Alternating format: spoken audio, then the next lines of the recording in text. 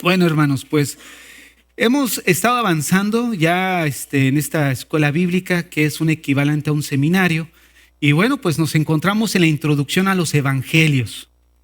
Ya estamos aquí. Ya hemos recorrido un tiempo, desde módulo 1, cuando vimos fundamentos de la fe, el módulo 2, los rudimentos, santificación, discipulado, la gran comisión. Y bueno, pues ahorita el módulo 3, que estábamos viendo el periodo intertestamentario. Posteriormente comenzamos ahora lo que es la introducción a los evangelios. Entonces, esta introducción a los evangelios, vamos a comenzar viendo Mateo y Marcos. Obviamente no lo vamos a desarrollar todo el día de hoy, pero vamos a ir avanzando. Otra de las cosas que le quiero mencionar, que muchas de las cosas que voy a estar mencionando no aparecen en sus notas, para que ustedes ahí le vayan, porque si metemos mucho no terminamos, y sobre todo si es mucho trabajo estar haciendo sus notas y se me facilita mejor nada más darles una idea general y yo les complemento. Entonces, para que ahí vayan ustedes checando. Y bueno, pues vamos a comenzar. Voy a hacer una introducción a los evangelios de una manera general para después abordar uno por uno. Entonces vamos a comenzar viendo esta introducción a los evangelios y quiero primeramente definir la palabra evangelio. ¿Qué es evangelio? Evangelio viene de un término que es evangelium, pero la palabra evangelio significa buenas noticias o un buen informe. Pero quiero decirles que muchos términos que encontramos en la Biblia no son meramente de carácter religioso. O sea, que no tuvieron su origen en lo que es la piedad, ¿no? En algo, un sistema religioso, sino la palabra evangelio se usaba en uso común o uso corriente para dar un buen informe, una buena noticia. Para ponerles un ejemplo, si había cierta guerra entre dos regiones y el lugar que saliera victorioso, el mensajero iba a la ciudad y daba el evangelio. O sea, daba la buena noticia que habían ganado. Entonces, en lo secular, ese era el uso que se le daba a la palabra evangelio. Evangelio es dar una buena noticia a alguien, es darle un buen informe. Y ya con el tiempo, esta palabra evangelio llegó a usarse en el contexto cristiano para referirse al evangelio de la salvación, o sea, las buenas noticias de la salvación. Entonces, vamos a ver unos ejemplos en la Biblia de lo que acabo de explicar, y el primer ejemplo lo encontramos en Primera a los Tesalonicenses capítulo 3 verso 6. Primera a los Tesalonicenses capítulo 3 verso 6. Lo voy a leer, dice así: pero cuando Timoteo volvió de vosotros a nosotros y nos dio buenas noticias, esta palabra buenas noticias en el original es evangelio. Pero vean cómo se está utilizando en el sentido común, en el uso corriente que se le daba a este término. Pero cuando Timoteo volvió de vosotros a nosotros y nos dio el evangelio de vuestra fe y amor, o sea, no se trata aquí del evangelio de salvación, sino está diciendo, le dio el informe de las buenas noticias de cómo estaba el estado de esa región de Tesalónica. De vuestra fe y amor que siempre nos recordáis con cariño, deseando vernos como también a nosotros a vosotros. Entonces observen cómo ahí se utiliza la palabra evangelio. Otro ejemplo lo encontramos en Lucas capítulo 2 del 8 al 11. Lucas 2 del 8 al 11. Había pastores en la misma región que velaban y guardaban las vigilias de la noche sobre su rebaño. He aquí se les presentó un ángel del Señor y la gloria del Señor los rodeó de resplandor y tuvieron gran temor. Pero el ángel les dijo: no temáis, porque aquí os doy el evangelio. Fíjate ahí otra vez la palabra evangelio. Esta palabra que nosotros la leemos como nuevas, en el original es evangelium. Pero aquí no se utiliza en el contexto de evangelio de la salvación, ¿no? Sino se utiliza de dar una buena noticia. ¿Cuál era esta buena noticia de gozo? Pues que había nacido, dice ahí, en la ciudad de David un Salvador, que es Cristo el Señor. Esas son buenas noticias, ¿no es cierto? Entonces, vean qué uso se le daba a la palabra evangelio, para dar un buen informe, dar una buena noticia. Incluso los mismos cristianos la seguían usando bajo esa misma función o ese mismo uso que se le daba de transmitir un buen mensaje, pero como les digo, ya esta misma palabra evangelium en el contexto cristiano ya se enfoca a las noticias de salvación. Y un ejemplo de esto lo encontramos en 1 Corintios capítulo 15, del 1 al 4. Vean cómo se va a utilizar la palabra evangelio, pero bajo otro contexto. No es el contexto de dar un buen informe, así de cualquier informe, sino ahora se da el evangelio, pero bajo el contexto ya que en la actualidad nosotros lo conocemos. Además os declaro, hermanos, el evangelio. Aquí sí es el evangelium, que nosotros estamos habituados a qué nos referimos. Que os he predicado, el cual también recibiste, en el cual también perseveráis. Por el cual, asimismo, si retenéis la palabra que os he predicado, fíjate, si retenéis la palabra que os he predicado,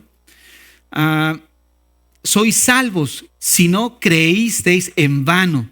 Porque primeramente os he enseñado, mira el evangelio, que Cristo murió por nuestros pecados conforme a las Escrituras, que fue sepultado y que resucitó al tercer día. Este es el evangelio que nosotros entendemos, ¿no? O sea, cuando hablamos del evangelio, nosotros ya en el contexto cristiano le damos ese significado, lo enfocamos a la vida, a la obra de Jesucristo, a su pasión, a su muerte y a su resurrección. O sea, el evangelio de las buenas noticias, ¿no? Que Cristo murió por nuestros pecados. Entonces quiero que vean cómo de alguna manera la palabra evangelio se refiere a eso, un buen informe, una buena noticia. Entonces sí se me hace muy bueno comenzar por ahí, ya que vamos a estudiar los evangelios, pues tener una idea a qué se refiere la palabra evangelio, qué uso se le daba y ahora qué uso se le da en el contexto cristiano. Ahora, dentro de los evangelios nosotros tenemos cuatro evangelios, los que ahorita acabamos de mencionar, pero dentro de esos 4 evangelios hay 3 que se le llaman como evangelios sinópticos. ¿Cuáles son estos evangelios sinópticos? Mateo, Marcos y Lucas. Quiero comenzar por definir qué es la palabra sinóptico. La palabra sinóptico significa ver juntos, o sea, ver juntos, como si estuviera uno al lado del otro. ¿Por qué? Porque se refiere también a compartir un punto o a compartir un mismo punto de vista. A eso se refiere. Vuelvo a repetir, ¿qué significa sinóptico? Ver junto, como si estuvieras viendo un evangelio al lado del otro. Significa compartir el mismo punto de vista. Entonces, quiero que observen por qué se refiere a eso. Porque si nosotros ponemos atención, incluso hay evangelios que tú ves una historia en Mateo, se repite o Lucas la menciona y Marcos también la puede mencionar. Por eso se refiere a sinópticos, comparten un mismo punto de vista de un tema o de una narrativa. Es como si tuvieras 2 evangelios al lado y los ves juntos. Por eso, o de ahí, el evangelio sinóptico. Solamente son 3, Mateo, Marcos y Lucas. Ahora, estos evangelios sinópticos, ¿por qué son sinópticos? Miren, ¿por qué Mateo, Marcos y Lucas comparten muchas veces las mismas historias? Porque ellos se enfocan al ministerio de Jesús, pero en Galilea. Nosotros necesitamos ver que Jesucristo no salió de Palestina. O sea, no fue a Roma, no fue a España, no fue a regiones cercanas. No, él no salió de Palestina. Su ministerio giró en Galilea, Samaria y Judea. O que en clases pasadas habíamos mencionado, ¿no? Que Galilea se les consideraba como los campesinos, ¿no? La gente de campo.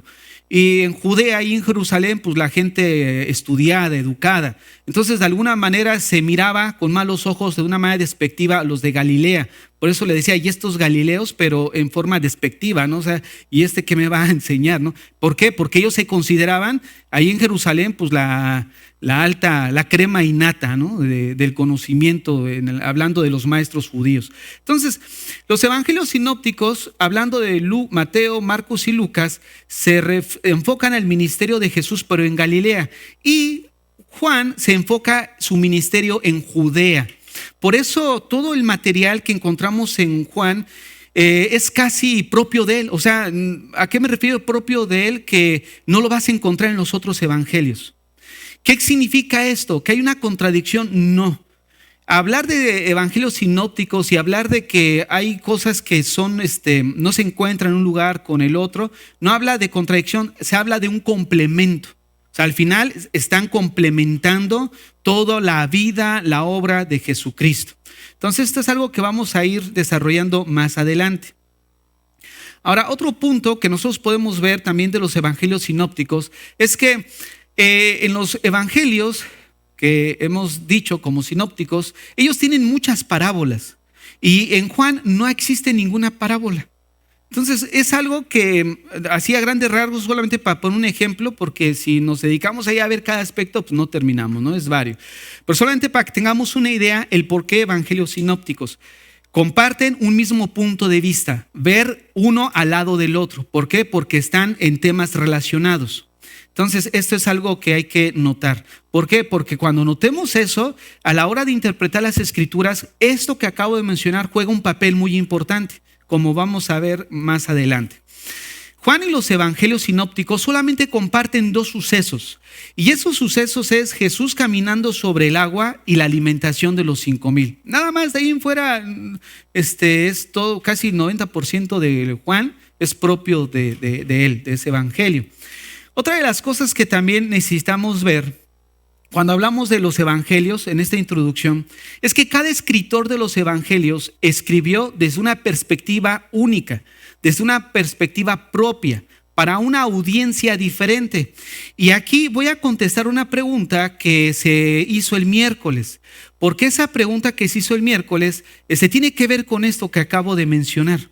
Miren, si nosotros necesitamos observar, vuelvo a repetir, que los evangelios fue escrito pero bajo una perspectiva individual de cada uno de ellos. Les voy a poner un ejemplo.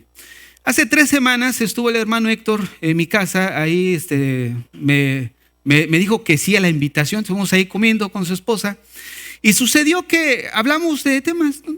Y resulta que yo llego con Eric y le digo, oye Eric, fíjate que estuve platicando con el hermano Héctor y pasó esto y esto, vamos a hacer esto, vamos a llevar. Ah, está bien, hermano. Y de repente pasa mi esposa y me dice, oye, pero es que no estuviste con el hermano Héctor nada más, también estuvo su esposa. O sea, la pregunta es, ¿estoy mintiendo o hay una contradicción? No, yo solamente me estoy enfocando en el punto relevante. ¿De cuál es el punto relevante? Le estoy informando a él lo que yo estuve platicando, que es el punto que estoy tratando, ¿no? O sea, no le voy a decir, fíjate que estuve con su esposa, estuvimos allí, de repente, no sé, el hermano Héctor se le cayó, se ensució toda su camisa y ahí hizo un relajo, ¿no? Su esposa dijo que ya no lo sacaba a comer, o sea, ¿te imaginas? O sea, no, fue solo al grano, ¿sabes qué? La cosa es que platicamos esto y se hizo esto, ¿no? ¿Por qué comento eso? Les voy a poner otro ejemplo. Todos conocemos el banco TD que está aquí en la esquina. De repente, pues vamos, ¿sabe qué? Íbamos ahí adelante en contraesquina que está el Nickels, un lugar que no conoce Ariel, y de repente dice, oigan, los invito a comer ahí. Bueno, pues ahí vamos. Y resulta que estamos comiendo y de repente asaltan el banco. Y de repente nos piden información, oye, ¿cómo estuvo la cosa? Le preguntan a Ariel, oye Ariel, ¿cómo fue? No, pues yo vi que eran 3 ladrones.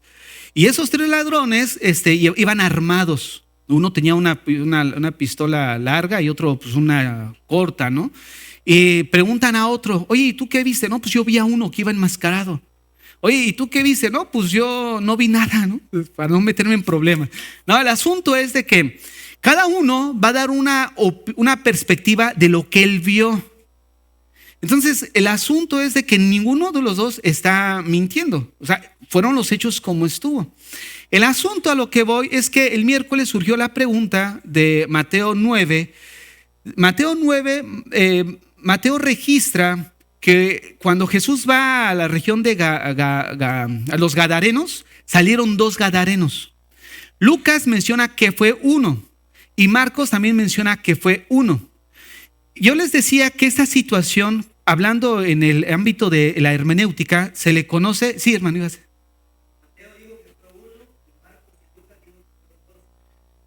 No, 1 también. Sí. Sí, Marcos también menciona 1. Marcos 1, Lucas 1 y Mateo 2. Y el asunto aquí es que cuando hablamos de esto en el contexto de hermenéutica, esto se le conoce como tensión. ¿Qué es tensión? Cuando hay una aparente contradicción. Y estas tensiones son usadas por la gente que va en contra de la fe para decir, mira, la Biblia se equivoca, tiene errores. Pero en realidad no son errores, sino nosotros necesitamos ver que cada autor, cada escritor hizo una narrativa. Porque otro punto que hay que ver aquí es que los evangelios son narrativa. Por ejemplo, cuando se le aparece el joven rico y le dice, oye, ¿qué tengo que hacer para ser salvo? No, pues guarda los mandamientos, yo ya los hice. Si nosotros no entendemos que es una narrativa, pudiéramos llegar a pensar que entonces ese joven, como la Biblia dice y está registrado que sí guardó los mandamientos, entonces sí los había guardado. No, Mateo solamente está registrando una narrativa de los acontecimientos. El asunto a lo que voy es de que en realidad en ese evento sí hubo dos endemoniados, gadarenos. Porque un punto que necesitamos ver es que Mateo, él era testigo ocular.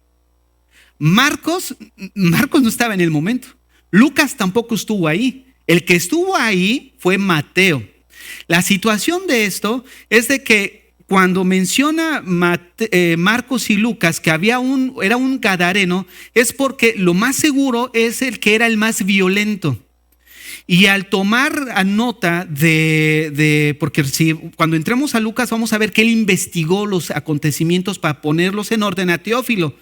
Y Marcos de alguna manera estuvo tomando apunte de Pedro. Entonces lo más seguro es que la gente que le empezó a dar la información a Lucas y a Marco enfocaron a un gadareno. ¿Por qué? Porque probablemente era el más violento de ellos, ¿no? Y por eso ellos dan alusión a uno. Pero en realidad sí habían dos gadarenos. Pero no hay ninguna equivocación, ni tampoco la Biblia tiene ningún error. Simplemente cada uno enfocó lo que para él le pareció más importante en la escena. Entonces, cuando hay ciertas tensiones o contradicciones de un texto, nuestra labor como intérpretes es encontrar una solución a ese problema. Estuve leyendo algunos comentaristas y todo, y apunta hacia eso, hacia lo que vimos el miércoles precisamente. Lo que yo quiero solamente añadir todavía además es de que hay que recordar que Mateo sí estuvo ahí. Entonces Mateo al registrar dos es porque él sí vio los hechos como estuvieron, ¿no? Y Marcos y Lucas, ellos no eran testigos oculares. Entonces, ¿por qué saco esto? Porque observar que cada evangelio fue escrito bajo una perspectiva diferente nos ayuda a entender acontecimientos que leemos en los evangelios y poderle darle una interpretación correcta. Muchas de esas interpretaciones es simplemente enfocarse en cosas que resultan para unos pues como más llamativas que para otros. Entonces, una de las cosas que vamos a ver, hablando bajo este contexto, es que cada evangelio o cada evangelista escribe una narrativa con una audiencia específica y dan a conocer a la persona de Cristo en un aspecto distinto. Ahora, vamos a ver este cuadro que tienen ustedes ahí y vamos a mirar el evangelio, a qué audiencia se dirige, cómo presenta a Cristo y cuál es el propósito. Pero quiero decirles algo. Cuando ya entremos a ver evangelio por evangelio, ahorita lo que estoy diciendo es de una manera general. Pero cuando entremos a abordar evangelio por evangelio, lo que sí vamos a hacer es poner el fundamento de lo que estamos diciendo ahorita. Eso es lo que vamos a hacer. Ahorita solamente de un aspecto general, porque acuérdense que no se trata de decir, bueno, es que Mateo, su audiencia era judía. ¿Por qué? Pues porque lo dijo el pastor. No, tiene que haber un fundamento. Ahorita vamos a ver esto de una manera general y cuando entremos ya a Mateo vamos a ver su fundamento, el por qué se dice que su audiencia es judía.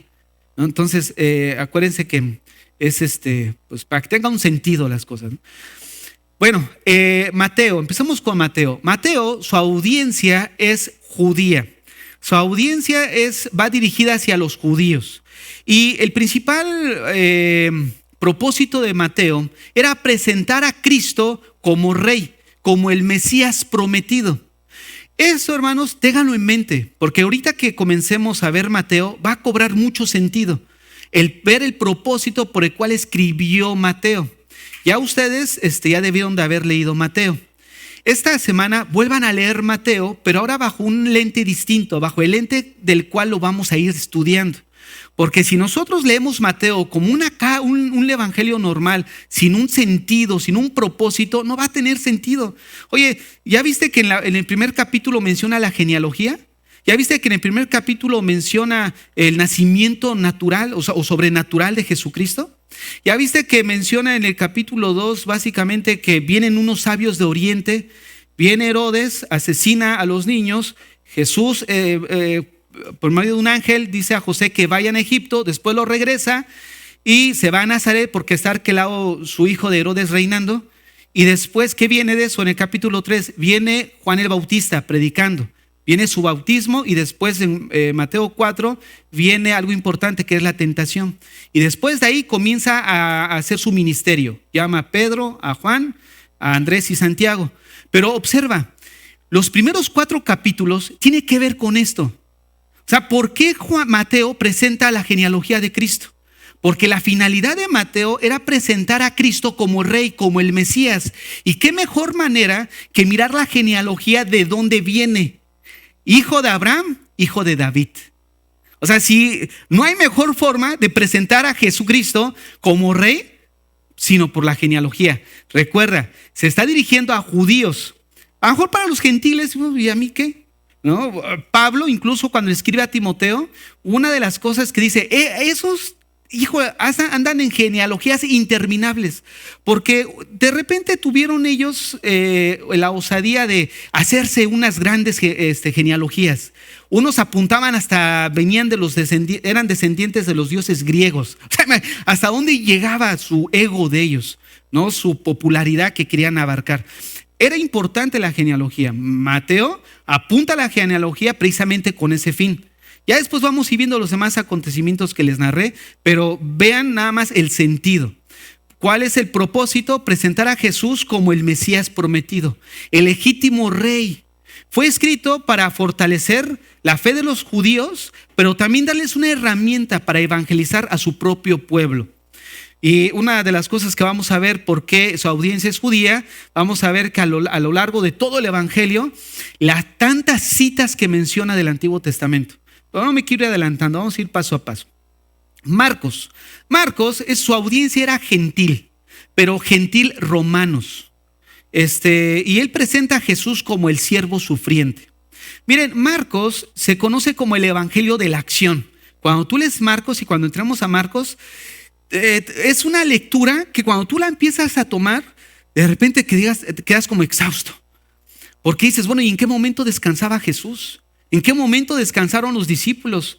Porque se levantaba muy temprano a orar y todavía era muy temprano y ya lo estaban buscando. Empezaba a ministrar, por la tarde otra vez ministrar y dice, y cuando llegaba la noche, todavía mandaba a sus discípulos del otro lado y él se iba a orar, como si no durmiera. Incluso hay gente que dice que Jesús no dormía y no comía. No, si pensamos de esa manera es quitarle la humanidad de él. Él estaba tan cansado y uno de los ejemplos que podemos observar es cuando lo despiertan. Oye, pues no miras que nos estamos hundiendo y tú duermes. Cuando, no sé si pueda conseguir la imagen de los barcos en ese momento. Voy a ver si la puedo conseguir para que la veamos. No crean que es como una embarcación grande como la que menciona sobre todo cuando van a atravesar al otro lado. Una gran embarcación donde tiene pues ahí abajo como una parte donde puedan dormir ahí calmadamente. No, es una lancha pesquera donde Jesús estaba ahí al lado de ellos durmiendo, ¿no? De su cabeza, al ponerlo en el cabezal, pues era un tronco atravesando la barca. Entonces, eso nos indica que Jesús realmente estaba sumamente fatigado. Para estar durmiendo con esa gran tempestad, imagínate, los discípulos estaban tan agitados. Oye, ¿por qué duermes? O sea, nos muestra su lado humano, ¿no? Pero eso es lo que muestra Lucas, pero no quiero adelantar, solamente para mencionarles cómo de alguna manera vemos la actividad de Jesús constantemente y se cansaba. Ahora, Jesús aquí, al tener esa actividad, pues lo vemos muy comprometido con la labor ministerial. Y es algo, yo creo, que cada uno de nosotros necesitamos tener en nuestras vidas, ese compromiso hacia la obra, constante, estar ahí hasta el cansancio. Cuando Pablo dice a Timoteo, o escribe, dice que los que trabajan en la obra, esa palabra trabajar significa arar la tierra. ¿Has visto a una persona que esté arando en el campo la tierra atrás de las yuntas y está ahí con su coquito? No, están sudando. ¿no? Llevan hasta las manos le quedan marcadas, ¿no? O sea, es un sudor bajo esa gran sol del mediodía, es un trabajo fatigante hasta el sudor, ¿no? Entonces a eso se refiere y Jesús lo vemos ahí en esa labor ministerial. Marcos presenta a Jesús como el siervo sufriente que vino a morir por nosotros.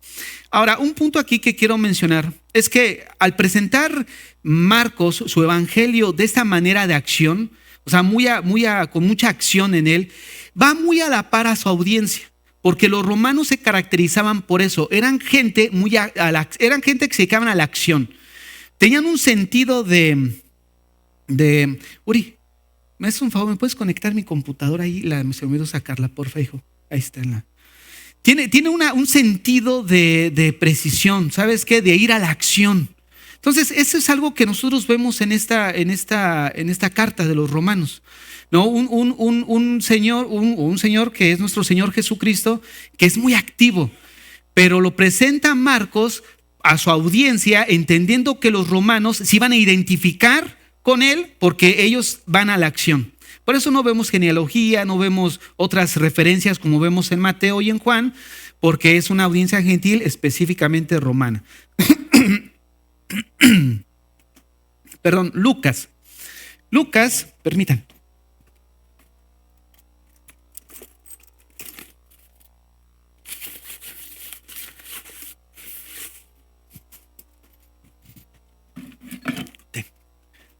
Perdón, sí, es que lo saqué y ya en la plática se me olvidó conectarlo. Bueno, Lucas. Miren, Lucas, su audiencia es una audiencia griega, gentil pero griega. La finalidad de Lucas era presentar a Jesús como hombre en su humanidad. Lucas presenta precisamente ahí como propósito de este evangelio es mirar a Jesús como hombre. Miren, una de las cosas que nosotros apreciamos de la cultura griega en ese tiempo es que era una cultura muy dada buscando la perfección humana. No sé si incluso ven las esculturas, siempre aparecen los griegos así muy, muy marcados en su cuerpo, muy preocupados por esa perfección tanto física como intelectual, los grandes pensadores, filósofos de la cultura griega. Entonces ellos buscaban esa humanidad perfecta y es precisamente lo que Lucas les da. Lucas les da la persona de Jesucristo como el hombre perfecto, el ideal. Entonces es por eso que miramos que Lucas tiene una audiencia griega, ¿no? Presenta a Jesucristo como el hombre perfecto, el hombre ideal. Y bueno, Juan, su audiencia es la iglesia. La iglesia y él presenta la divinidad de Cristo, ¿no? A Jesucristo como Dios. Juan hace mucha hincapié precisamente de su deidad, incluso en el capítulo 1, luego comienza, ¿no? Hablando del verbo hecho carne, ¿no? En el principio era el verbo y el verbo era Dios, ¿no? Y estaba con Dios. Hay una palabra que dice ahí, y el verbo habitó. Esa palabra habitó es la misma que se utiliza en el Antiguo Testamento para referirse al tabernáculo. O sea, antes el Señor habitaba en el tabernáculo, ¿no? En un lugar físico. Ahora el Señor habita en el tabernáculo de nuestro cuerpo, ¿no? Nuestras vidas. Él vino a estar entre nosotros y en nosotros a través de la persona del Espíritu Santo. Entonces, incluso Juan en su misma evangelio escribió que el propósito de escribir su carta era para fortalecer, o su evangelio, perdón, para fortalecer a los creyentes y también invitar a los incrédulos a que presentarles a Cristo, presentarles el evangelio, ¿no? Pero ya bajo el contexto del que ya estudiamos. Entonces, estos son los 4 evangelios que vamos a ir estudiando. Ya vimos su audiencia, vimos de qué manera presentan ellos la persona de Cristo y sobre todo vimos el propósito. Y vuelvo a repetir, esto tiene mucho sentido cuando leamos los evangelios. Entonces, esta semana que comiencen a leer el evangelio de Mateo, vamos a hacer algo distinto. Lean la mitad, son 28 capítulos. ¿Cuál es la mitad? 10. Es la mitad, 14, ¿no? 14, No, es 28, 14. Entonces lean los primeros 14. Lees los primeros 14, terminaste, vuelve a leer los 14. ¿Cuál es la finalidad de esto? La finalidad de esto es que comprendamos qué está sucediendo en Mateo. Veamos Mateo y conforme vayamos nosotros ya viernes tras viernes en la explicación, entonces lo que leímos va a tener un sentido para nosotros. Ya no vamos a leer el Evangelio como simplemente leyéramos el Calimán u otra revista, ¿no? Sino vamos a leer el Evangelio de Mateo ya bajo un propósito, bajo una dirección que nos va a traer más entendimiento, como lo que les acabo de decir. Lean los primeros 4 capítulos y por qué precisamente comienza Mateo así. Porque él quiso presentar a Jesús como rey. Pero vamos a ir eso avanzando posteriormente. Ahora bien, vamos a entrar ya de lleno al Evangelio de Mateo. Mateo ya como como tal. Primeramente quiero mencionar el título. La palabra Mateo o el nombre Mateo significa regalo de Dios, regalo del Señor. Mateo quiere decir regalo del Señor. Ahora, Mateo también tenía otro nombre y ese nombre es Leví. Y Leví era aquel publicano que dejó todo, ahí en Mateo 9:9, para seguir al Señor. Entonces muchas veces también en la Biblia se conoce Mateo como Leví, hijo de Alfeo. Entonces aquí vemos a Mateo, quiere decir regalo del Señor. Otra situación que me gustaría mencionar acerca de este título es de que Mateo, en el Evangelio de Mateo precisamente, vamos a ver más adelante que él fue el autor, es el único que relaciona el nombre de Mateo con publicano. De ahí en fuera, ningún otro evangelio o ninguna otra porción de las Escrituras hace referencia a Mateo como publicano. Cuando se referían a la antigua vida pecaminosa de Mateo, se referían con el nombre de Leví. Pero Mateo es el único que se autonombra como publicano. Vamos a ver esto en Mateo, miren. Ahí en Mateo, capítulo 10, verso 3, Mateo 10 es la lista de todos los apóstoles que el Señor llama y los comisiona, ¿no?, a predicar. La lista que se encuentra de los 12 apóstoles. Mateo 10:3. Comienza diciendo Felipe, Bartolomé, Tomás, Mateo el publicano.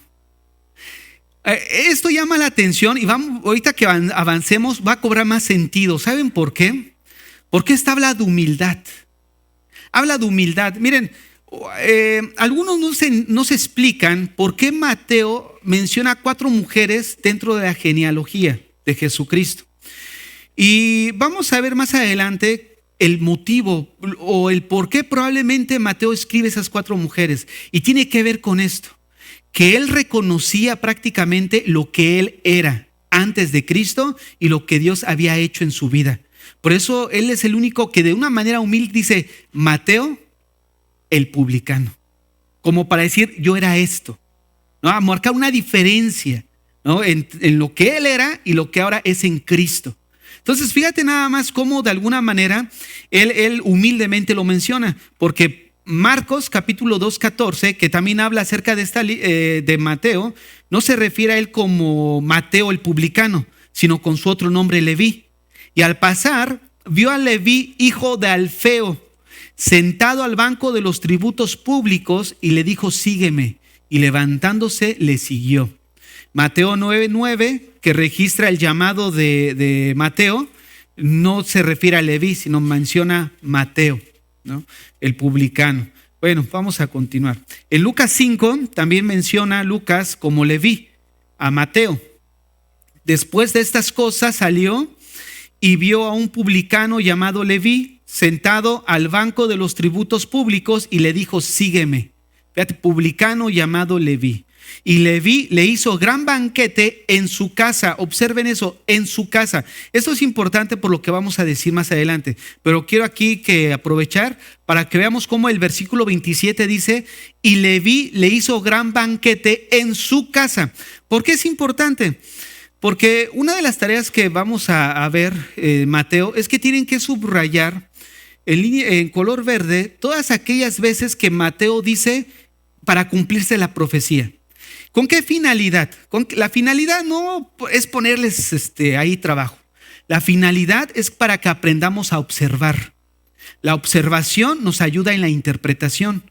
Cuando nosotros leemos nada más así y no observamos, no vamos a avanzar mucho al entendimiento de la Biblia. Pero cuando nos forzamos a observar, vamos a ver detalles que son muy significativos al leer. Y uno de esos es aquí que Lucas dice en su casa. ¿Por qué hago mención a esto? Porque ahorita que veamos la evidencia interna de que Mateo escribió su evangelio y es el autor de su evangelio, Mateo menciona de una manera no en su casa, sino él dice estando en la casa. O sea, así como que una manera más familiar. ¿Sabes qué? Es que estaba en mi casa. Es como yo ahorita les dije, ¿no? Es que Héctor estaba en mi casa.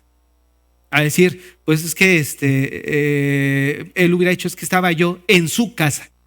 Fíjate la diferencia, estar en mi casa, estar en su casa. ¿Por qué? Porque decir en mi casa es una manera más familiar, ¿no? Y afirmar que el lugar era de morada, pues se refiere a mi lugar, ¿no? Mi casa. Entonces, vamos a seguir avanzando. Ahorita vamos a ir viendo eso más adelante. Ahora, vamos a ir a lo que hace rato les decía, al autor. ¿Quién es el autor de Mateo? Una cosa es el título, el nombre que lleva, pero otra cosa es el autor. Miren, una de las cosas que se me pasó decirles en los evangelios sinópticos, tomo tantita agua.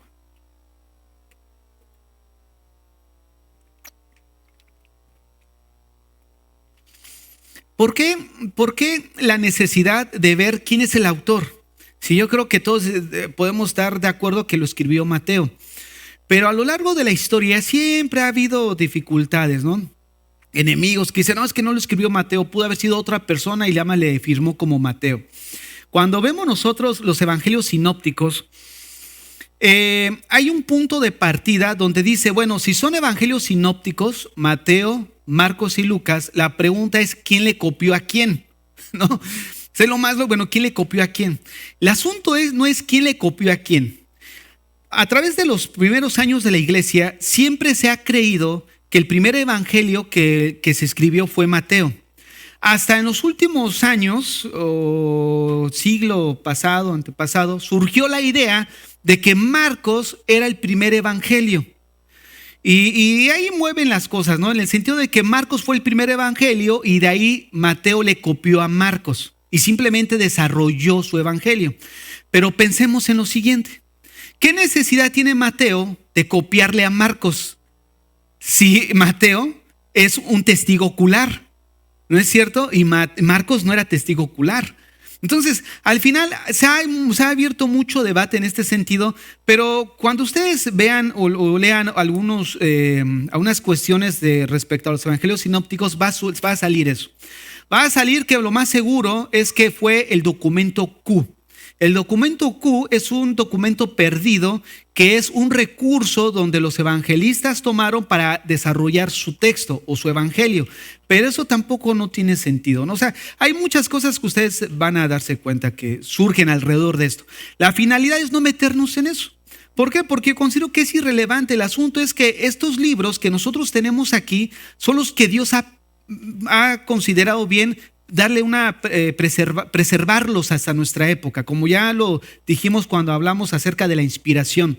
Entonces, eso debe ser suficiente para nosotros, como segunda de Pedro menciona, todo lo necesario para la vida y la piedad, Él nos lo ha dado. Y creemos que 66 libros son suficientes. Y al final, ¿quién le copió a quién? Es irrelevante. Termina siendo irrelevante cuando lo vemos bajo esta óptica. ¿No es cierto? Entonces, por eso muchas veces decimos, bueno, ¿y el autor? Bueno, vamos a ver algunas evidencias para que no haya duda que fue Mateo precisamente el que lo escribió. La evidencia interna. ¿A qué nos referimos cuando hablamos de una evidencia interna? Bueno, que en el mismo evangelio hay evidencias de quién es su autor. Y hay evangelios que no son tan evidentes. Por ejemplo, Romanos es muy evidente porque dice Pablo, apóstol de Jesucristo, Pablo, siervo de Jesucristo, perdón. Pablo, siervo de Jesucristo, llamado a ser apóstol. Pero él sí ya pone la firma. Pablo está escribiendo. Pero hay otros libros que no, como Hebreos no dice nada. Aquí Mateo, él no comienza con su nombre. Juan tampoco, pero se deduce. Entonces, de alguna manera vamos a ver eso y lo encontramos precisamente ahí en Mateo. Miren, vamos a mirar esto.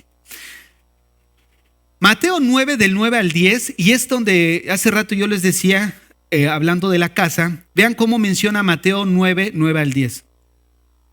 Pasando Jesús de allí, vio a un hombre llamado Mateo, que estaba sentado al banco de los tributos públicos y le dijo, sígueme. Y se levantó y le siguió. Y aconteció que estando él sentado a la mesa en la casa, he aquí que muchos publicanos y pecadores que habían venido se sentaron juntamente a la mesa con Jesús y sus discípulos. Pensemos en esto. ¿Quién está? La persona que está escribiendo el libro, en primera instancia, aquí se presenta como en primer persona, estando en la casa. Su tono es muy familiar, ¿no? Así como que muy acogedor. Se da a entender que el que está diciendo en su casa, al final es el mismo Mateo. Voy a leer otra vez Mateo 9, del 9 al 10, y vamos a hacer una comparación con los otros evangelios que hablan del mismo asunto.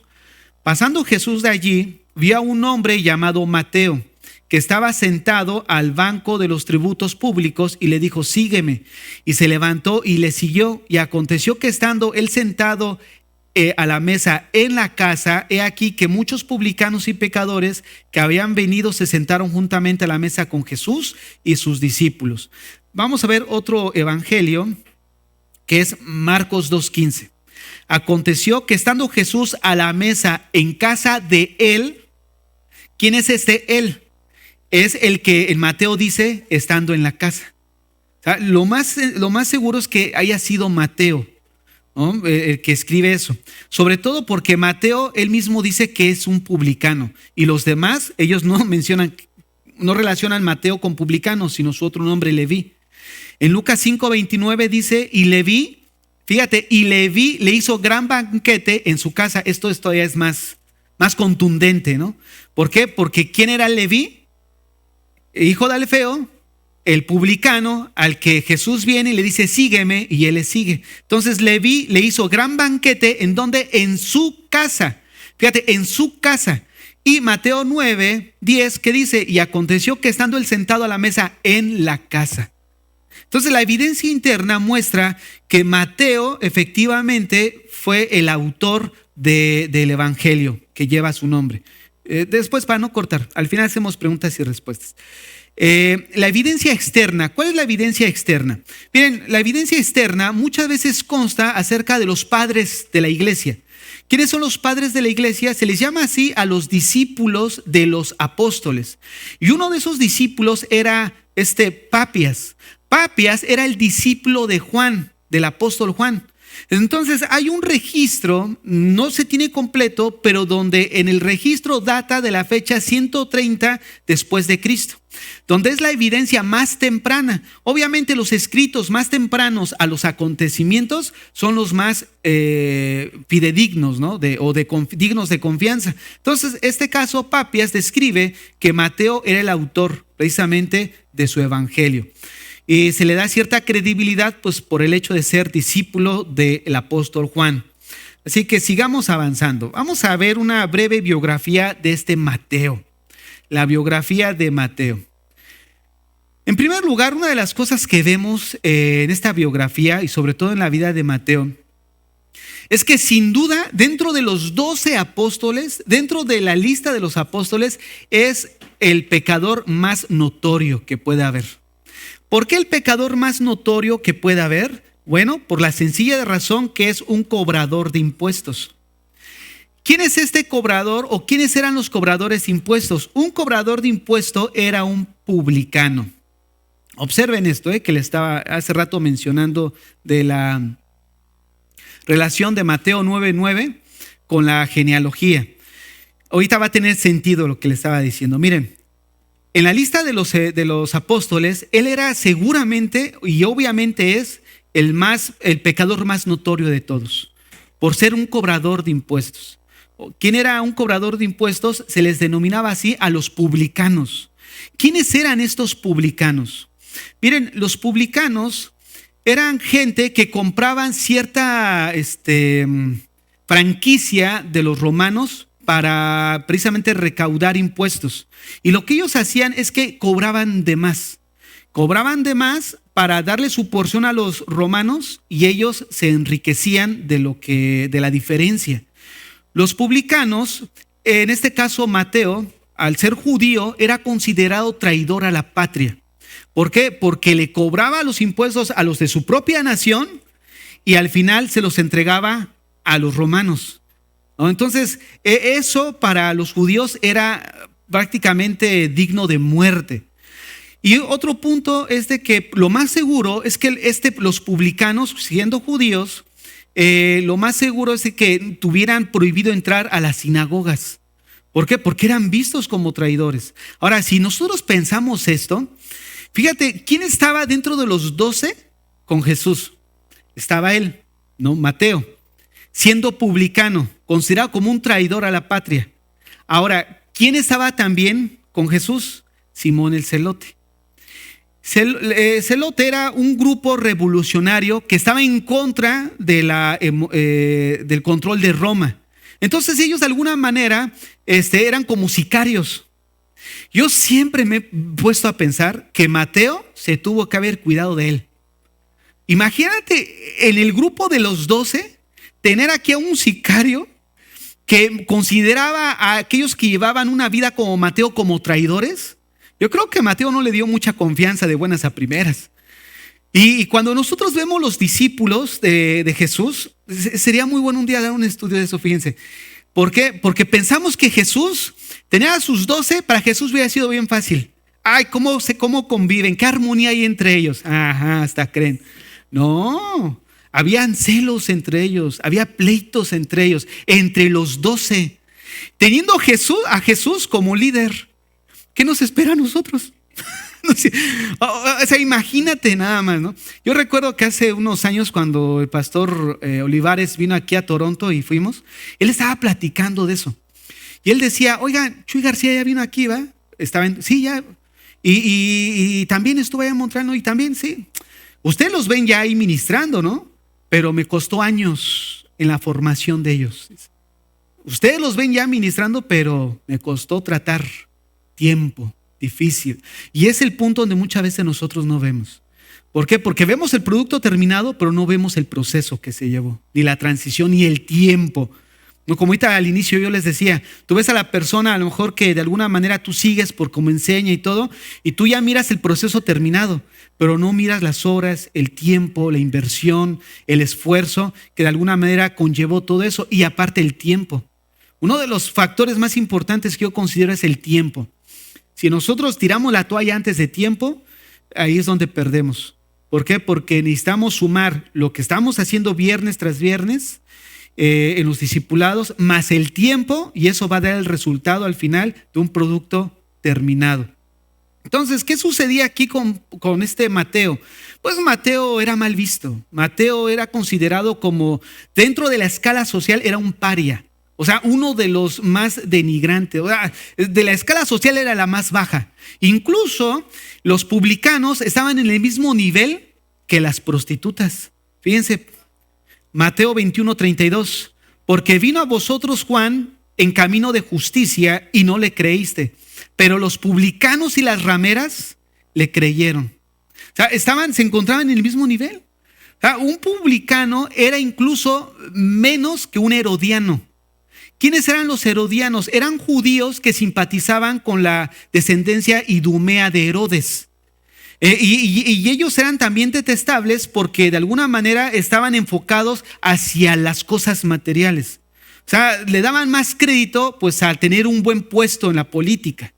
¿Por qué? Porque un puesto en la política pues generaba ingresos, generaba buena posición, y su punto era ese. Eran mal vistos por eso. Y ahora un publicano pues todavía estaba considerado menos que un herodiano. Entonces vamos para que tengamos una idea de quién era este Mateo. Por eso en Mateo 9:9 dice, Mateo el publicano. Y cuando tú lees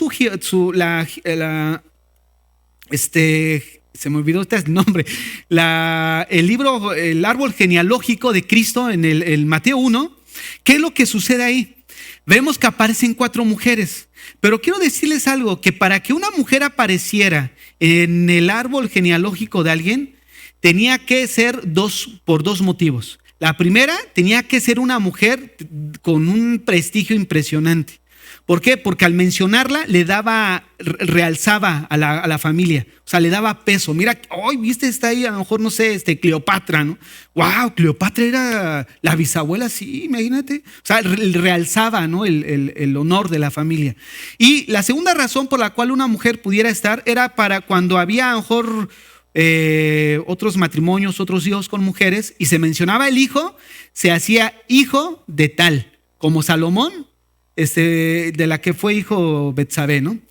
Ahora, solamente por esos dos motivos ponían a una mujer en la genealogía, pero estas mujeres no tenían eso. O sea, no tenían, por ejemplo, qué valor le iba a dar a la familia. Si estaba Rahab, una prostituta, ¿no? Si estaba Ruth, una moabita. Moralmente era aceptable, pero venía de se puede decir, los moabitas venían del incesto, de un incesto. O sea, de ahí surgieron los moabitas. O sea, ¿qué valor le iba a dar?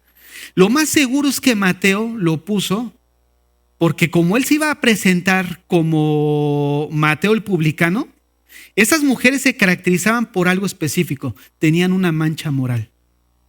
Lo mismo que tenía Mateo. Entonces Mateo se identificaba con ellas. ¿Sabes qué? Ahorita se me dieron sus nombres. Rahab, Ruth y había otra mujer. Ahorita se me dieron sus nombres. Betsabé, pero la primera que es cananea, también había otra. A ver si lo ven ahí. Bueno, aquí lo tengo ya, miren. Ahorita les voy a decir. Mateo. Es Tamar. ¿Saben quién era Tamar? La que se metió con Judá y tuvo hijos de él. ¿Quién era Judá, su suegro? O sea, wow, o sea, ¿qué? Oye, David, tu bisabuela era prostituta. Wow, ¿qué nivel no le da? ¿Qué valor le da a la familia? O sea, no. Mateo los escribe, ¿por qué? Porque dice, así como el Señor tuvo de la genealogía, viene de ellas viene el Mesías, el Rey. Miren, yo soy Mateo, un publicano. O sea, que a la larga, cuando el Señor me llamó, o sea, me transformó mi vida.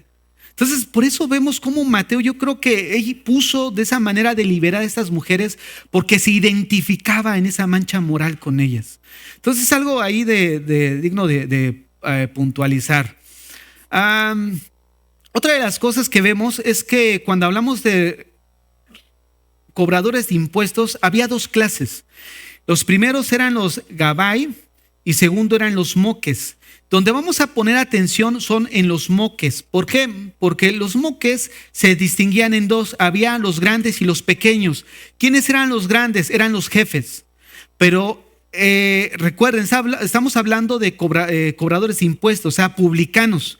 ¿Qué quiere decir esto? Que los moques grandes eran jefes de publicanos. Y los moques pequeños pues eran publicanos que se encontraban en una oficina y tenían trato directo con la gente. Uno de estos nosotros podemos identificarlo ahí en Lucas 19:2. ¿Quién se imaginan que es? Zaqueo. Sucedió que un varón llamado Zaqueo era jefe de los publicanos y rico. Era un moque grande. Este moque grande no es el que se iba a la oficinita y trataba los pleitos ahí con la gente. No. Él se ponía atrás de bambalinas y mandaba a sus publicanos pequeños, ¿no? Como Mateo. Entonces, Zaqueo era un moque grande y rico. ¿Se acuerdan que dice, oye, si yo he hecho así que yo he robado, 4 veces les voy a regresar? Eso es arrepentimiento, fíjense. Arrepentimiento es cuando tú reconoces mentalmente o intelectualmente, miras tu error, pero no se queda ahí, sino que se ve una evidencia, como en la acción. Y ahora en la actualidad no se ve eso, solamente, oye, estás mal, oye, esta actividad está mal. Sí, yo sé que está mal. Oye, sí, no, yo sé todo que está mal. Así como es aquel. Y entonces, oye, estás mal, no te estás dando cuenta. Miren, hermanos, de verdad, nos sorprendería de las personas que, no, sí, es que estoy mal. Y yo sé que hacer esto, fíjense, les doy un caso. Me contaron en otra iglesia, porque sí fue en otra iglesia, ¿no? Resulta que el pastor me dice, oye, fíjate, ¿te acuerdas de fulanito? Sí. Pues fíjate que llegó la mujer y me dijo, ¿sabe qué, pastor? Quiero hablar con usted. No, pues sí. Y además le vengo a decir, le vengo a informar, porque no le vengo a pedir consejo. Y le vengo a informar porque me dijeron que tenía que venir. Por eso estoy aquí. Nada más porque me dijeron que tenía que venir. Y le vengo a informar. No para que me dé consejo. Me voy a divorciar. Yo sé que a los ojos de Dios está mal, pero no me importa. Me voy a divorciar. Entonces vuelta y se fue. Yo te quedé así como que, ¿en serio? ¿Hay de eso dentro de la... Sí hay. Eso no es arrepentimiento. O sea, ¿eso es ser cristiano? No creo que sea ser cristiano. Un cristiano dice, ¿sabes qué? Estoy mal. Yo sé lo que tengo que hacer, pero emocionalmente no quiero hacerlo. Hay un conflicto. Sé lo que Dios me pide, pero ahorita estoy en un sentido donde choca lo que tengo que hacer con lo que quiero hacer. Ayúdame, ¿qué hago? Y ahí va la consejería, donde viene a tratar esos pensamientos y esos sentimientos que no se ajustan al carácter de Dios y necesitas un cambio. Y en eso, en todas las áreas, no solamente en eso, se mueve todo eso. En todas las áreas nosotros entendemos, está mal mentir, está mal tomar, está mal gritar, está mal X cosa, X pecado, pero no llevamos a cabo la acción. Entonces, ¿qué es? Puro remordimiento. Y viene la confusión. Sí me arrepentí. No, tú tienes una conciencia de cocodrilo. ¿Por qué? Porque los cocodrilos, ustedes han visto que están comiendo a la víctima, a su, así que no sé, a su presa, exacto, a su presa. Cocodrilo está comiendo a su presa. Y tú le miras a los ojos y pareciera como si le escurrieran lágrimas. De ahí donde dice lágrimas de cocodrilo. ¿Por qué? Porque no está llorando porque siente feo. Ay, me estoy comiendo a este pobre ciervo, ¿no? Ay, pobrecito, cómo llora, ¿no? No. Y así pensamos que venimos porque, ay, me sentí mal. El remordimiento es algo previo al arrepentimiento. Cuando haces algo y de repente viene la situación de que, ay, me siento mal.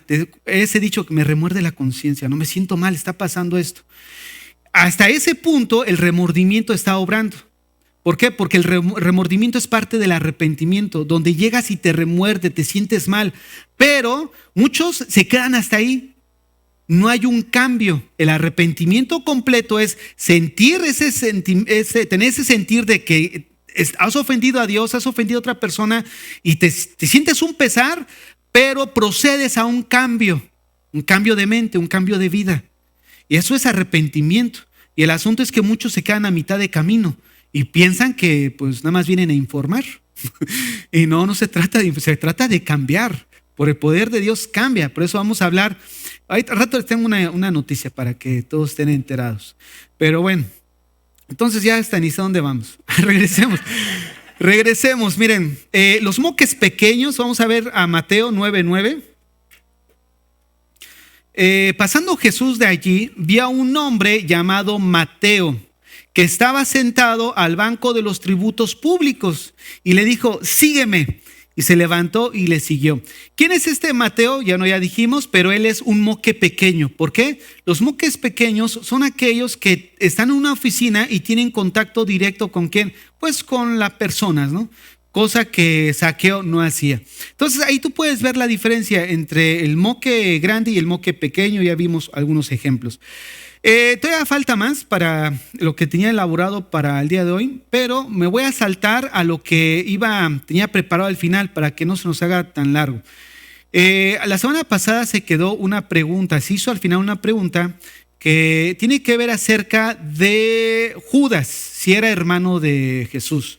Y dijimos abiertamente que sí, pero vamos a hacer el fundamento de lo que dijimos. Entonces, vamos a pasar a eso y vamos a ver también otra pregunta que surgió acerca de, tiene que ver esto con la resurrección de Cristo. Bueno, Él murió el viernes, pero resucitó el domingo. Cuando nosotros hacemos cuentas, no nos cuadra. Entonces vamos a ver esas dos, cortamos la transmisión y nos quedamos con preguntas y respuestas. ¿Les parece? Entonces vamos a brincarnos.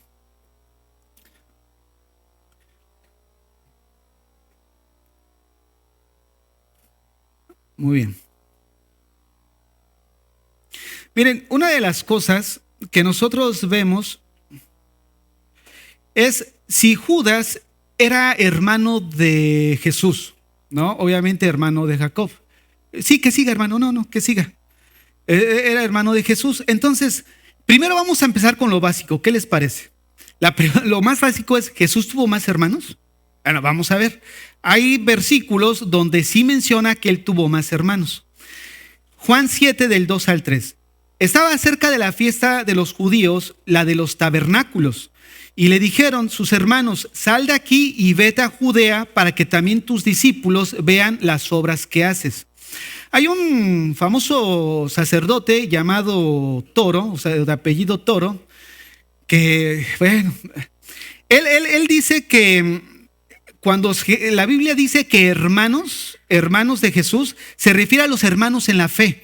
No, es cuando menciona que Jesús tiene hermanos, se refiere a los hermanos que componen la iglesia. Pero vamos a ver, conforme vayamos leyendo, que los hermanos carnales de Cristo o medios hermanos de Cristo se identifican como un grupo separado a los discípulos. De hecho, aquí se alcanza a apreciar un poco, pero conforme vamos avanzando vamos a ver esa distinción. Dice ahí Juan 7, 2 al 3 otra vez. Estaba cerca la fiesta de los judíos, la de los tabernáculos. Y le dijeron, ¿qué dice ahí? Sus hermanos, sal de aquí y vete a Judea para que también tus discípulos. ¿Qué es lo que estamos viendo? Dos grupos distintos. A un grupo que se le llama hermanos y a otro grupo que se le llama discípulos. Avancemos. Mateo 12 del 46 al 50. Este es más claro todavía. Mientras él aún hablaba a la gente, he aquí su madre y sus hermanos estaban afuera y le querían hablar. Y le dijo uno, he aquí tu madre y tus hermanos están afuera que te quieren hablar. Mira lo que dice Jesús. Respondió él al que le decía esto y dijo, ¿quién es mi madre y quiénes son mis hermanos? Y extendió su mano hacia sus discípulos. Esto es importante porque al extender su mano hacia los discípulos está dando a entender que los hermanos que están afuera son un grupo distinto. O sea, no están hablando, no está diciendo mis hermanos que están afuera y mis hermanos que están aquí. No, cuando él dice, ¿quiénes son mis hermanos y mi madre? Y al alzar la mano, y dice ahí, extendió su mano hacia sus discípulos, menciona que son dos grupos totalmente distintos. Entonces no se refiere a que los medios hermanos de Jesús sean hermanos, ahí la Biblia, como este sacerdote dice, que cuando se refiere a los medios hermanos de Jesús, se está refiriendo a los hermanos en la fe. No, son dos grupos distintos. Entonces dice ahí el verso 49, y extendió su mano hacia sus discípulos y dijo, he aquí mi madre y mis hermanos, porque todo aquel que hace la voluntad de mi Padre que está en los cielos, ese es mi hermano, mi hermana y mi madre. Entonces hay dos grupos distintos. Vamos a ver, si la Biblia menciona que Jesús tuvo más hermanos, la Biblia también menciona el nombre de ellos. Entonces vamos a ver. Ahí en Mateo 13, 55 menciona el nombre de ellos. ¿Cómo se llaman? ¿No es este el hijo del carpintero? ¿No se llama su madre María y sus hermanos Jacobo, José, Simón y Judas? Entonces, la pregunta de la semana pasada es si Judas era hermano de Jesús. Bueno, ¿cómo vamos a saber? Siguiendo a Jacobo. Porque aquí menciona que Jacobo y Judas son hermanos. Ahora, este Jacobo, ¿quién era Jacobo? Cuando tú lees Mateo 10, en la lista de los apóstoles, aparecen dos Jacobo. El primer Jacobo es el que en Mateo 9, Mateo 9, perdónenme, en Mateo 4, cuando en Mateo 4 Jesús anda caminando y le dice, sígueme. Le dice a Pedro, a Andrés, y más adelante están los hijos de Zebedeo, Juan y Santiago.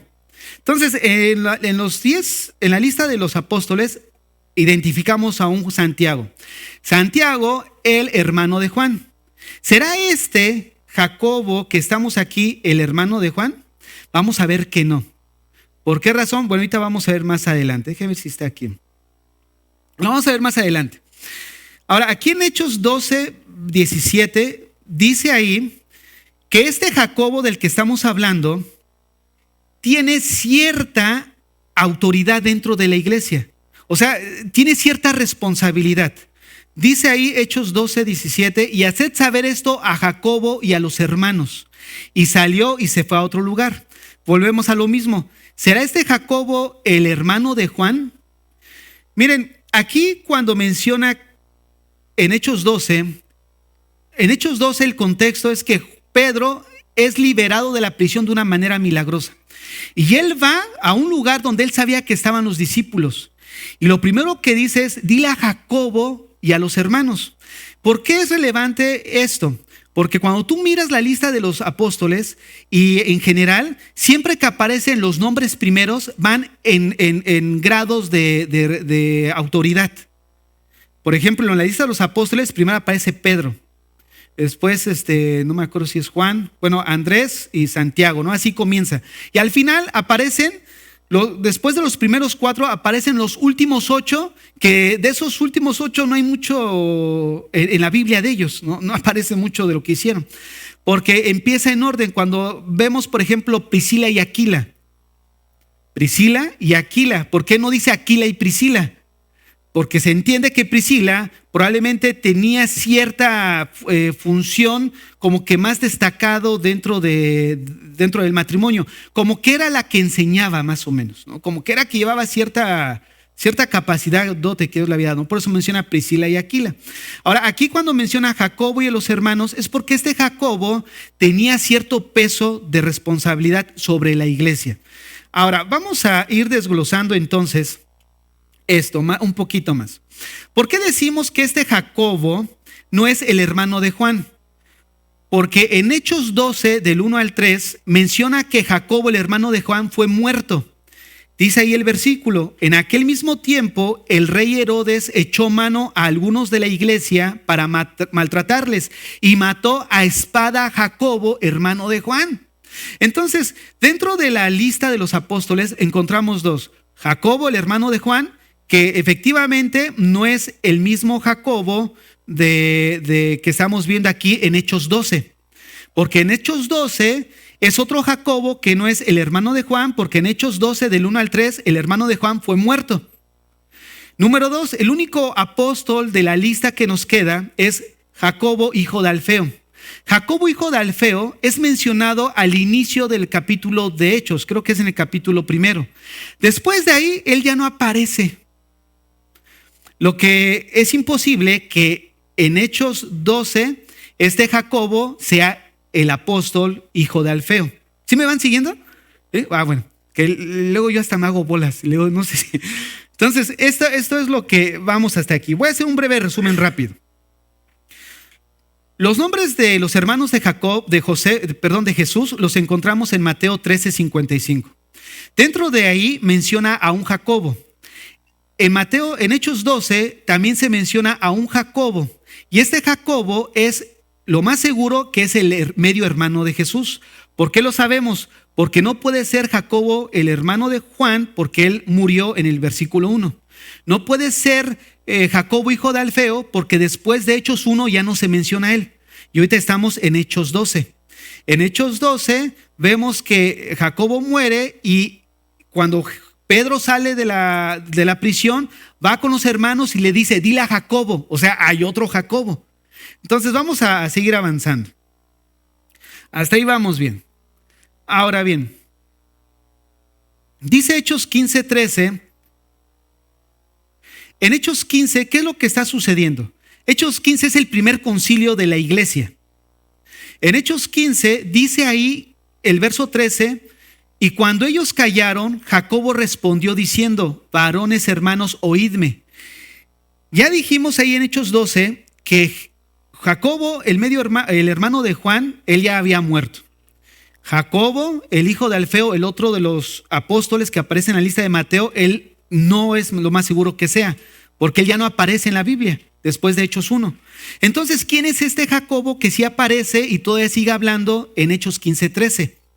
El hermano de Jesús. ¿Cómo lo sabemos? Vayamos a Gálatas 1:19. Ahora, recuerden, Hechos 15 está hablando del primer concilio de la iglesia y se levanta Jacobo. ¿Por qué? Porque se entiende que tiene cierto peso de autoridad. En Gálatas 1:19 dice, pero no vi a ningún otro de los apóstoles, sino a Jacobo, el hermano del Señor. ¿Quién es este Jacobo? El que a partir del capítulo 12, él continúa con vida. Ahora, un dato más ahí en Gálatas. Gálatas 2:9. Y reconociendo la gracia que me había sido dada a mí, Jacobo, ¿quién es este Jacobo? El hermano del Señor, medio hermano del Señor. Cefas y Juan, que eran considerados como columnas. ¿Desde dónde se empieza a ver que ya era Jacobo el hermano, el medio hermano de Jesús, ya una columna firme dentro de la iglesia? En Hechos 12. Cuando Pedro sale, él dice, dile a Jacobo y a los hermanos. O sea, ¿por qué no? Es como si, no sé, cuando hay una situación en tu trabajo, ¿a quién le vas a decir? ¿A tu compañero? No, oye, dile al patrón o dile al jefe inmediato, dile que está así la situación. Dile que esto ya se nos salió de control. Pero no vas a decirle ahí a una persona mejor raza como uno, sino vas con una persona de autoridad. Es lo que Pedro va, dile a Jacobo y a los hermanos. Y vemos que en el contexto general de las Escrituras, una ley de la hermenéutica nos muestra que este Jacobo sí tenía cierta autoridad dentro de la iglesia y este Pablo lo relaciona como el medio hermano o lo reconoce como medio hermano del Señor. Bueno, aquí le dice hermano, pero sabemos que es medio hermano porque no es hijo de José. Ahora, en Gálatas 2:9 encontramos que él tenía ya un peso de autoridad. Ahora bien, ¿qué tiene que ver esto con Judas? Pues lo más fácil. Judas 1:1, ¿qué dice? Judas, siervo de Jesucristo. ¿Hermano de quién? De Jacobo. ¿Quién es este Jacobo? ¿Se acuerdan la lista de los nombres de los hermanos? Jacobo, Simeón, Judas. Me faltó otro por ahí, ¿no? José. Entonces, este Judas es el hermano de Jacobo, por ende, es también el hermano de Jesús. Entonces, vean cómo Judas es hermano de Jesús. Ahora, un plus. Este versículo a mí me gusta demasiado. ¿Por qué razón? Vean la riqueza que vemos ahí. Judas, siervo de Jesucristo y hermano de Jacobo. Escucha esto, a los llamados, santificados en Dios Padre y guardados en Jesucristo. Estoy mencionando tres cosas. Los tres acontecimientos que vive todo cristiano, genuino. En la Biblia encontramos dos clases de llamado, el llamado general y el llamado eficaz. El llamado general lo encontramos en Hechos 17 del 30 al 31, donde dice, porque está establecido, se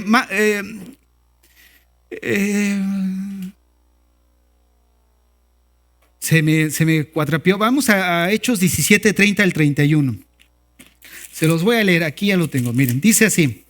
Por cuanto ha establecido un día en el cual juzgará al mundo con justicia por aquel varón a quien designó, dando fe a todos con haberle levantado de los muertos. Voy a leer desde el 30. Sí, desde el 30. Pero Dios, habiendo pasado por alto los tiempos de esta ignorancia, ahora manda a todos los hombres en todo lugar que se arrepientan. Este es un llamado general. ¿Cuál es el llamado general? Manda a todos los hombres que se arrepientan. La pregunta es, ¿todos vienen? ¿Todos acuden a ese llamado? No, tú predicas, tú evangelizas y no todos responden de una manera positiva. Entonces es un llamado general. Hay otro llamado que es el eficaz que se encuentra en Romanos 8:32, si no me equivoco, déjenme mirar.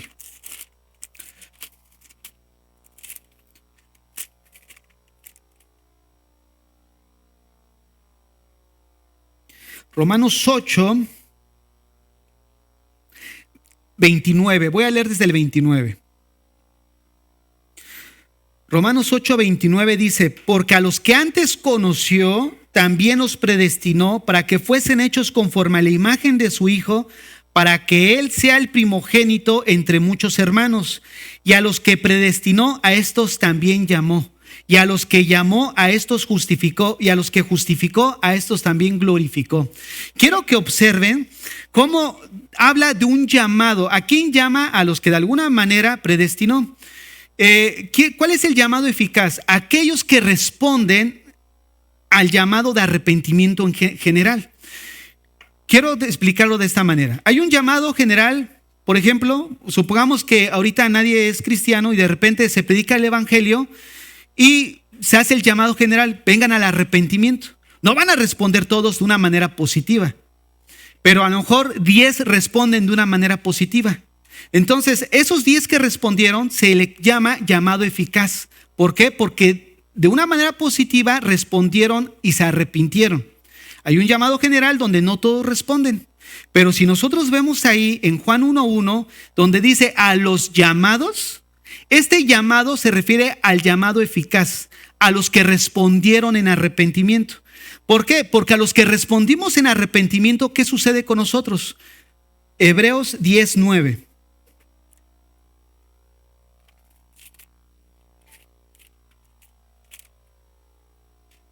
Hebreos 10:10. En esa voluntad somos santificados. O sea, está hablando del sacrificio de Cristo y de que Dios le dio un cuerpo para morir por todos. Ahora dice que en esa voluntad de que Jesús murió, dice, somos santificados mediante la ofrenda del cuerpo de Jesucristo hecha una sola vez y para siempre. Quiero que observen cómo los que respondimos en arrepentimiento y nos hemos realmente arrepentido, a esos Dios los santifica. En Hechos menciona que hay una visión que Pedro ve y de repente dice, escucha la voz del cielo que dice, Pedro, mata y come. No, yo no he comido nada inmundo. No llames inmundo lo que yo santifiqué. Y después en Hechos 10 lo manda a la casa de Cornelio. Y él entendió que hay cosas que Dios santificó. La santificar es lo opuesto a lo común, a lo inmundo. Nosotros antes de Cristo éramos común, éramos cosas que no estábamos santificados. Pero cuando nos arrepentimos y respondemos efectivamente al arrepentimiento, el Señor nos santifica. Al que responde al llamado de arrepentimiento, Dios lo santifica a través del sacrificio de Cristo. Somos santos por 2 razones, ya lo estudiamos en los módulos anteriores, posicionalmente y progresivamente. Posicionalmente por el beneficio del sacrificio de Cristo. Pero a esos que llamó y a esos que santificó, Dios los guarda. Mira esto, esta palabra guardar, cuando veamos hermenéutica un poco más avanzada acerca de los verbos y sus tiempos, esta palabra guardar aquí juega un papel importante, porque es un verbo en tiempo perfecto y en voz pasiva. ¿Qué significa esto? Un verbo en tiempo perfecto se refiere a una acción que es continua en nuestras vidas, que comenzó en el pasado, pero sigue continuando en nosotros. Y al ser voz pasiva, quiere decir que el sujeto no hace la acción, sino que lleva la acción. Les voy a poner un ejemplo. Si yo digo, ¿sabes qué? Pedro está comiendo manzanas. Voz activa. El sujeto, Pedro, está haciendo la acción, está comiendo manzanas. Pero si digo, las manzanas están siendo comidas por Pedro. Voz pasiva. Las manzanas están recibiendo la acción. Y este verbo de guardar no significa que nosotros nos guardamos para salvación. Significa que lo que Dios hizo es Él el que está llevando la acción en nosotros y nos está guardando. En Cristo estamos seguros, hermanos. Les voy a poner un ejemplo más. Fíjense. Si yo digo que la salvación se pierde, yo estoy diciendo que un pecado me hace perder la salvación. ¿No es cierto? Ahora pensemos en lo siguiente. Si yo digo que un pecado me hace perder la salvación, la pregunta es la siguiente. Déjenme ordeno mis ideas. Si yo digo que a través de un pecado pierdo mi salvación, eso me lleva a mí a guardarme de no cometer pecado, ¿no es cierto? Porque yo sé que X pecado me va a llevar a perder mi salvación. Entonces me lleva a mí a guardarme y a no cometer pecado. ¿Qué estoy diciendo? Que mi salvación entonces es por obras. Mateo 5, ¿qué le dijo el Señor? Si tu justicia no es mayor que la de los fariseos, no entraréis al reino de los cielos. Yo estoy pensando que porque yo me porto bien y mi justicia que estoy haciendo me va a dar entrada al cielo.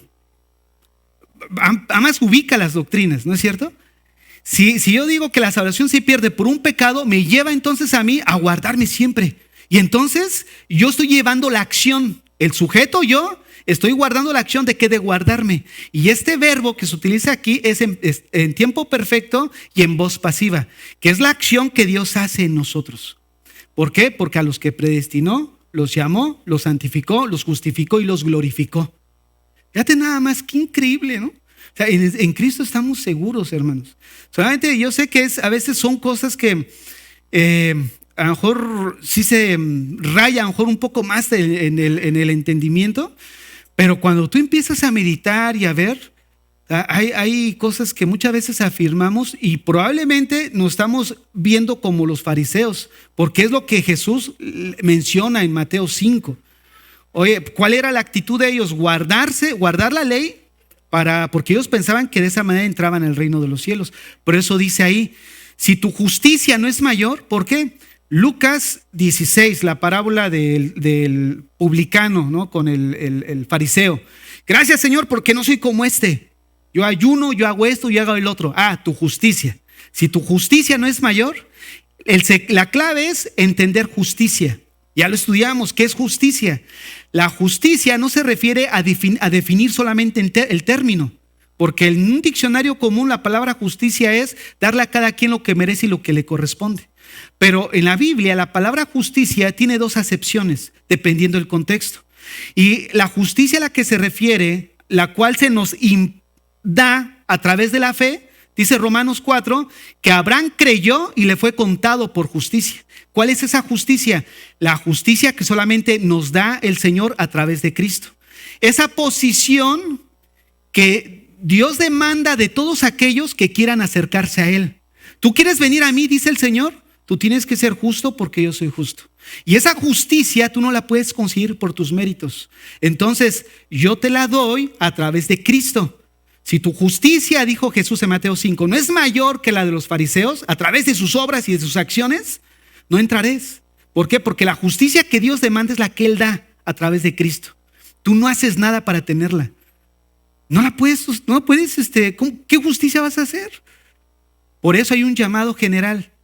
Y de ese llamado general hay un llamado eficaz a los que se le conoce a aquellos que responden de una manera positiva. En arrepentimiento. Esos que se arrepienten, Dios los santifica a través del sacrificio de Cristo, y a esos que se arrepintieron, Dios los santifica y Dios los guarda. Ahora pasemos a la última y ya después vamos a preguntas y respuestas si ustedes quieren. Miren, los 3 días. En Mateo 12:40 dice, porque como estuvo Jonás en el vientre del gran pez 3 días y 3 noches, así estará el Hijo del Hombre en el corazón de la tierra 3 días y 3 noches. Aquí como que nos funde los fusibles el hecho de decir, bueno, es que 3 días y 3 noches, ¿cómo está eso, no? Como que Cristo muere el viernes, dijimos, y no alcanza a resucitar el domingo, no cuadra. Y el asunto es muy sencillo. Nosotros necesitamos ver que la Biblia está en otra cultura, en otras costumbres y que es muy distinta a las nuestras.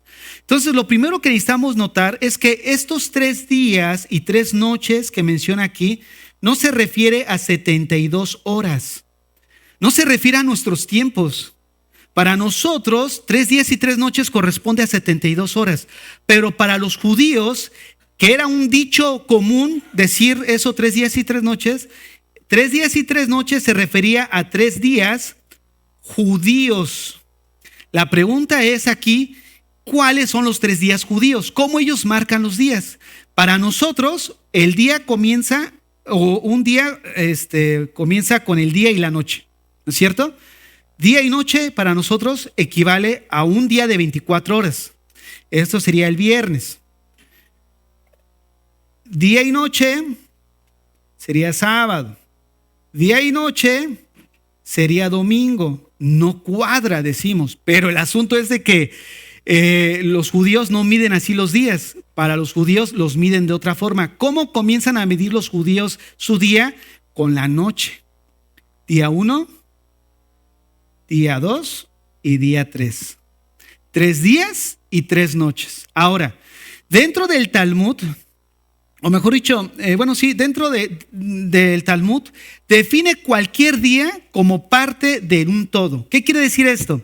Que no importa si tú estás hablando del día o de la noche, de ese día es considerado como si fuera día y noche. Tocar cualquier parte del día para ellos significa día y noche. O sea que no hay ningún error al decir que si Jesús murió probablemente el viernes, como lo dijimos, es un día y una noche. ¿Por qué razón? Porque el día para ellos comienza en la noche. Entonces, sí, esto corresponde a un día judío. No importa si fue por la tarde, para ellos cuenta, o para ellos es día y noche. O sea, es el asunto de cómo miran ellos el día a través de su cultura. Para ellos, un día no es como el de nosotros de 24 horas. Comienza con la noche y parte del día. Entonces, esto es algo muy, muy sencillo. Yo creo que no requiere mucha situación. Solamente es ver cómo miden los días y ver que, como el Señor dijo, 3 días y 3 noches. Entonces, pues que Dios les bendiga. Nos despedimos de los hermanos de Facebook y nos vemos el próximo viernes.